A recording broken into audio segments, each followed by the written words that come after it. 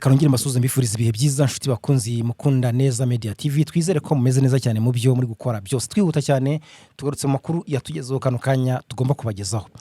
Murasazwa bwa Republika Demokarasi ya Kongo urugamba rwongeye kuba urugamba nyuma yuko M23 irashe ku kibuga cy'indege cya Kisangani Bangoka hangaha ndetse gasenya ubwirinzi bukomeye cyane bw'igisirikare cya leta Kongo FARDC kugeza ubwo nta ndege igomba kuhagurukira cyangwa se ngo ihagwe iturutse mu cyerekezo icyo ari cyo cyose kubera ko ibyo byose byangijwe na M23.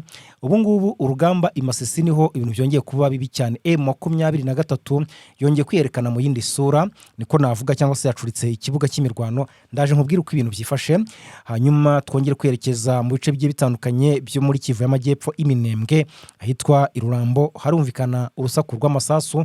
Imirwano yerekeranye n'iki byose turabigarukaho turebe ko ibintu byifashe, ariko nyine cyane turibanda imasisi birumvikana aho ibintu muri iyi minsi bitifashe neza habe naka na gatoya. Hari andi makuru menshi cyane akomeje kugenda atangazwa kuko na M23 yasohoye itangazo rya gasopo ryihanangiriza ubutegetsi bwa Kinshasa kuri Rubaya, naryo turarigarukaho turebe ku bana b'umugabo witwa Colonel Vianney Kazarama. Uyu nguyu yahoze ari umuyobozi muri M23 yizegeze kuyivamo ubu ngubu yayigarutsemo. Ese ibyabo bahungu be cyangwa se abana be b'impanga biteye bite? Ayo makuru yo ahagaze ate? Reka twinjire muri aya makuru. Nitwa Isaac Neza. Ubwo reka mbanze mbasabe gukora subscribe, gukanda like, gukanda share, nyine ugasangiza abandi amakuru cyangwa se ibiganiro tukugezaho. Ikindi ukaba duha comment, ibitekerezo byanyu bari byiza cyane. Mbere yuko mbabwira ko umuriro wongeye kwaka mu buryo bukomeye cyane muri teritwari ya Masisi, reka mbabwire ko ahitwa iyi mu Rurambo muri Kivu y'Amajyepfo hari kumvikana imirwano ikaze ikomeye cyane y'imberenge hagati y'igisirikare cya leta ndetse na M23 natwirwaneho, aho M23 yakije umuriro cyane kuri iryo tsinda cyangwa se yo coalition ya FARDC. Abo ngabo barimo abarundi, barimo FARDC, barimo FDLR, abo bose bari kwiruka kibuno mpamaguru bakizwa n'amaguru ku buryo nta uri gukoza ikirenge hasi bitewe n'uburyo M23 iri kubakinagiza ibarasaho nabi cyane. Bari bayigabyeho rero ibitero mu ijoro ryakeye, ariko bahuye n'uruva gusenya kugeza ubwo ubungu amakuru agaragaza ko abagera muri 20 muri iyo coalition baba bahasize agatwe bishwe n'abarwanyi ba M23, ndetse amakuru akagaragaza ko ngo n'ubu ngubu muri aya masaha haba hakiri kumvikana urusaku cyangwa se hari kumvikana imirwano. Ndaza kukubwira uko ibintu byifashe ndetse mu yandi masaha nyine ari imbere. Ahandi ni muri Minembwe naho ibintu ntabwo byoroshye na gatoya. Drone zikomeje kugenda ziharasa. Ejo nabwiraga ko drone ya FARDC yarashe ku bitaro bya Karingi nyuma yuko minsi ishize irashe ku bitaro bya Mikenke. Abaturage baravuga ko ibiri gukorwa n'igisirikare cya leta ari akamaramaza, ari ibintu biteye ubwoba n'agahinda, ariko bikaba biteye n'isoni ku gisirikare cya leta muri rusange. Rero byatumye abanyamurenge bamwe basohora itangazo ryihanangiriza ubutegetsi bwa leta ya Kinshasa ariko n'ubwa leta y'u Burundi, ndetse banavuga ko ni ibireba nabi bazambarira urugamba nk'abaturage bakirwanaho bakajya kurwana na Perezida Ndayishimiye ukomeje kubateza ibyago aza kubarwanyiriza mu gihugu cyabo, ajya kubeshya ngo ni ukugarura amahoro n'umutekano. Nubwo hari abanyamurenge bitwa Utugara mwabonye ko mu bihe byashize bagiye kumushimira avuga ko ngo neva cyangwa se Perezida Ndayishimiye ngo yaba yarafashije mu banyamurenge kugarura amahoro n'umutekano n'ituze muri rusange. Rero bavuze ko rwose Perezida Ndayishimiye ashobora kuzatungurwa n'igitero cy'abaturage giturutse Iminembwe kubera uburakari bukomeye cyane. Bakavuga bati twajyana intwaro gakondo, twajyana imbunda, twajyana iki, ati tuziyahora tugombe tujye kurwana n'uyu mugabo dore gushakira amahoro igihugu cyacu, ariko afatanyije n'ubutegetsi bw'Kinshasa bwa Kisekedi. Rero nta marira menshi y'abaturage b'abanyamurenge hariya batari kubasha kubona umunyu, batabona isukari, batabona isabone, kubera ko kugira ngo have ujye mu bindi bice biragoye cyane. Usibye n'abagerageza kuhava nuko hava nyine bahunze bambuka imigezi nk'iya za Rwiko, aho ngaho bava za Rugezi n'ahandi kubera nyine gukiza amagara, kandi bagahungana n'icyo bajyanye kubera ko ibintu bitaboroheye na gatoya. Reka mbabwire ko rero n'ubu ngubu hongeye kugabwa ibitero rwose mu bice byazaho Rugezi. Amakuru agaragaza ko habaye ibitero bikomeye cyane bagabye kuri M23 ariko ngo ikaba iri kugerageza kubasubizayo muri aya masaha. Reka twigire muri teritwari ya Masisi. M23 imaze gufata duce tugira mu 10 twose kandi mu minsi itarenze 2 nyuma yuko irashe igatwika ikoranabuhanga cyangwa se n'intwaro isanzwe irinda ikibuga cy'indege cya Kisangani Bangoka. Icyo kibuga cy'indege muziki ikibuga cy'indege nyine cyo gifite uburyo kirinzwe mu buryo bw'intwaro, mu buryo bwo kuyobora ikirere, mu buryo bwo kuyobora indege zihagwa izihava ndetse no gucunga umutekano mu buryo butandukanye. Ibyo byose rero iryo koranabuhanga ryose M23 ejo bundi batungwa no kubona irisenye, ndetse binaza no kwemezwa na leta ya Kinshasa bavuga bati ibyabaye koko nibyo turabyemera, M23 yaturasheho mu buryo bukomeye cyane ndetse yangiza ibikorwa remezo byo ku kibuga cy'indege muri rusange, nta ndege iri kuhaguruka ndetse nta n'iri kuhaza kubera uburyo ibintu byifashe. Birasaba ko twongera kwisuganya tukareba icyo gukora. M23 rero yahise igenda ku muvuduko udasanzwe, ibice byose ari maze iminsi yamburwa n'igisirikare cya leta Kongo FARDC basatira Rubaya. M23 byose tayari yamaze kugira gute kubifata, byamaze kuba tombe. Ni ukuvuga ngo yamaze gufata uduce tugera mu 10 twose tunarenga, kuko mu duce yamaze kugifata turi mu maboko yayo bidasubirwaho twose twakabaye 100%. Harimo agace kitwa Gasenyi, harimo agace kitwa Bukinanyana, harimo agace kitwa Bushiha, harimo agace kitwa Bukumbiri, harimo Nkokwe, harimo Runigi, harimo Karunga, harimo Nyakigano, harimo agace kitwa Muruta hakaba agace kitwa Musheberi, hakaba n'akandi kitwa Kavuta. Utwo twose nuce duherereye muri teritwari ya Masisi mu ntara Kivu y'Amajyaruguru. M23 tayari yamaze kongera kutwisubiza nyuma yuko hari ibice rwose M23 agendaga yamburwa n'abasirikare ba leta bafatanyije na Wazalendo, bafatanyije na za FDLR, ariko ubu ngo bayabangiye ingata cyane uko bino bice byose M23 yabakubitiyemo nabi cyane, kugeza ubwo rwose nta musirikare wo muri coalition ya FARDC uri kuharangwa n'uyu numwe, n'abahari nabi nkomere cyangwa se n'abandi bafashwe amateko cyangwa se bafashwe miri, uko bivuga ko M23 bayafashe batari munsi ya 50 ndetse intwaro yafashe zitari munsi y'ijana, abishwe batari munsi ya 15.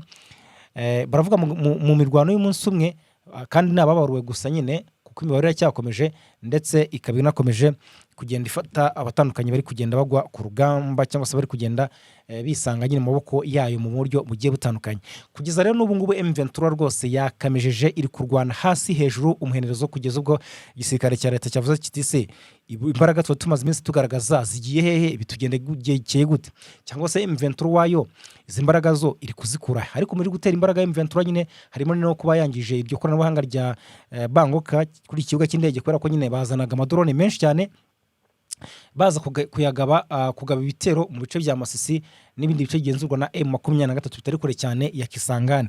Ubu rero kuva M23 ihangije gutyo bari kubura uko babigenza, kuko izo bari gukura ikaremi n'urugendo rurerure cyane kandi biranagoye izo nzira zose hari zo M23 irimo, bityo hari indege imwe gusa cyakora ejo yarashize Gatoyi, ariko ubundi kigendanye n'indege za drone icyo birasa naho byahagaze. Iyi mirwano ikomeye mu by'ukuri iyo mirwano rwose imaze kugenda igaragaza ko urugamba M23 yarucuritse cyangwa se yaruhinduye, kwa kundi bavuga nyine ngo ikibuga yagicuritse. Amakuru yava mu baturage ndetse nandi ari ava ku mirongo y'urugamba kuri ligne de front aravuga ko imirwano n'uyu munsi yatangire mu rukerera rwaho, aho impande zombi zakoresheje intwaro ziremereye cyane zirimo Mortier, Roquette ndetse n'imbunda nini za artillery mu guhatanira kugenzura imihanda itandukanye cyangwa se imihana itandukanye. Nguko uko bimeze, ariko M23 yatanze itangazo ry'umuburo rya gasopo. N'ubuyobozi bwa AFC M23 bwatangaje ko umutekano muri teritwari ya Masisi uhagaze neza, mu bice bafashe bari kugenzura, kandi bari kugenzura uko umutekano umeze uko bikwiye, nta n'umuntu ngo uri kubitambika. Muri itangazo bakaba bari guhamiriza abaturage ko bashobora gukomeza ibikorwa byabo bakora bya buri munsi, gucuruza, ingendo n'ibindi bitandukanye. Umwe rero mu bayobozi ba AFC M23 yavuze ko ibitero byagabwe na FARDC na Wazalendo mu nkengero za Rubaya byasubijwe inyuma nabi cyane, ndetse ko ingabo zabo zakomeje gufata ibice by'ingenzi muri teritwari ya Masisi, kandi kumwe bari kizere ko aba bagizi ba nabi ku ruhande rwa FARDC batongera gukora mu jisho abarwanyi ba M23. Abaturage bamwe bo muri utwo duce rero uduce turimo twa Maremo batangiye kugaruka mu byabo buhoro buhoro mu ngo zabo nyuma yo kubona ko imirwano yagabanutse, ndetse ko inzira zimwe zongeye gufungurwa cyangwa se zongeye kuba nyabagendwa. Bamwe rero mu baganira n'itangazamakuru bavuga ko bari bamaze igihe kinini bahungiye mu misozi miremire, mu misozi no mu bindi bice bifite umutekano, ariko kubu batangiye kongera kugira icyizere cy'umutekano ko nibura bashobora kuryama bagasinzira. uko rero uko ibintu byifashe M23 yatanze ubutumwa mu gihe kuva ku cyumweru gishize ibi bice biri hafi ya Rubaya biri kweramo imirwano idahagarara umunsi ku munsi rwose umusubirizo. Rero imirwano ikaba maze gufata indi ntera aho rwose ingabo za leta zifatanyije n'imitwe igize ihuriro rya Wazalendo na FDL ndetse binavuga ko muri bice byegereye Rubaya burya harimo n'ubundi abarundi, cyane ko n'iyi Rubaya igizwe n'ibirombe by'amabuye y'agaciro yo mu bwoko bwa koruta menshi cyane yagenzurwaga n'abasirikare b'u Burundi. M23 ihabakura nabi cyane muzi uburyo yahabavanye ikabirukankana ikabarenza Masisi ikabarenza Karehe ikabashushubikana za Bukavu ikabamanukana kugeza ubu ngubu bari guhimbira cyangwa se bari kurwanira muri teritwari bari mu bice bya za Minembwe, niho bari kugerageza kurwanira barwana na M23 ndetse na twirwaneho ndetse na hariya za Uvira, ariko aha bahavuye nabi cyane. Rero mu mpera z'icyumweru ingabo za leta nibwo zatangaje ko ngo zafashe uduce twinshi two muri segiteri ya Gatoyi, ngo bigaragaza ko bifite icyizere ko vuba baza no gufata Rubaya.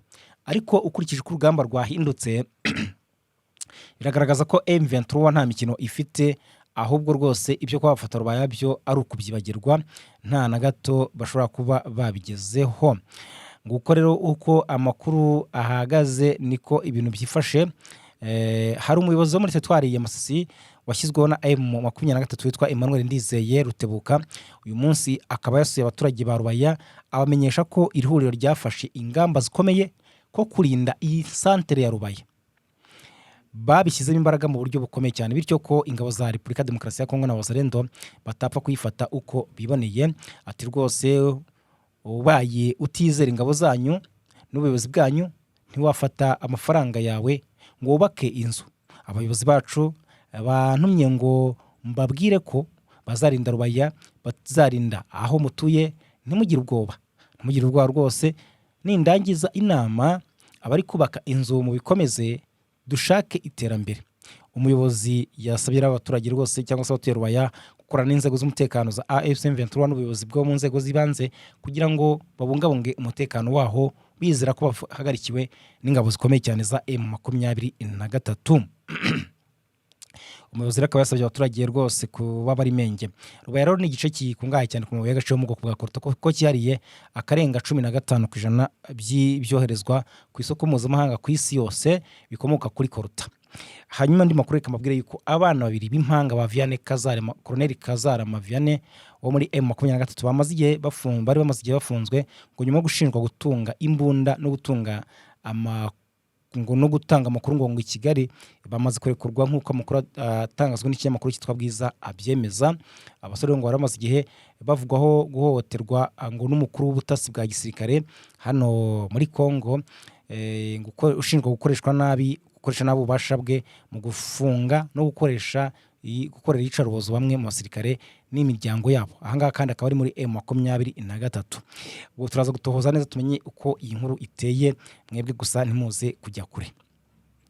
Reka rero rwose mbashimire cyane mwebwe mukunda aya makuru yacu, mukomeze kugira ibihe byiza, mukande like, mukande share, ubundi amakuru yacu akomeze kugenda bageraho neza cyane.